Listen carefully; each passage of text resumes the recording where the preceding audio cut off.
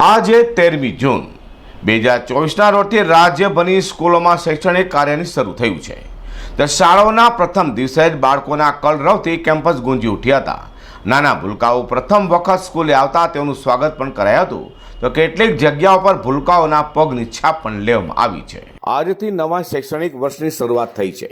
ઉનાળુ વેકેશનમાં બેંકાર ભાસતી શાળાઓ વિદ્યાર્થીઓના કલબલાટથી ગુંજી ઉઠી છે. તે શાળામાં પ્રથમવાર પગલાં પાડનારા ભૂલકાઓના પગની છાપ લેવાઈ હતી. સુરત શહેર સહિત રાજ્યભરની શાળાઓમાં આજથી નવા શૈક્ષણિક સત્રની શરૂઆત થઈ છે. તો શાળાઓમાં પ્રથમ દિવસે જ આવેલા વિદ્યાર્થીઓએ શાળાના કેમ્પસમાં ગુંજાવી નાખ્યા હતા. તો બાળકોના પ્રથમ દિવસે મૂકવા આવેલા વાલીઓ જાતે શાળાએ આવ્યા હતા.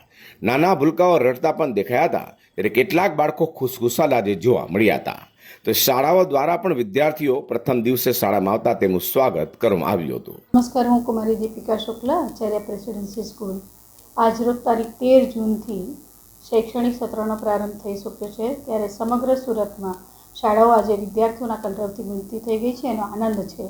બરાબર 35 દિવસના વેકેશન પછી શાળામાં બાળકોએ પ્રવેશ કર્યો અને શાળાનું વાતાવરણ પ્રફુલ્લિત બનાવ્યું છે.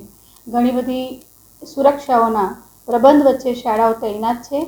બાળકોના શૈક્ષણિક સત્રમાં પરીક્ષા વગેરેના આયોજનો સાથે આગળ કદમ કરીશું. ત્યારે પ્રથમ સત્રના સૌની શુભેચ્છાઓ. સુરત શહેરની ખાનગી અને પાલિકા સંચાલિત શાળાઓમાં પ્રથમવાર શાળાએ આવેલા ભૂલકાઓનું અલગ અલગ રીતે સ્વાગત કરાયું હતું.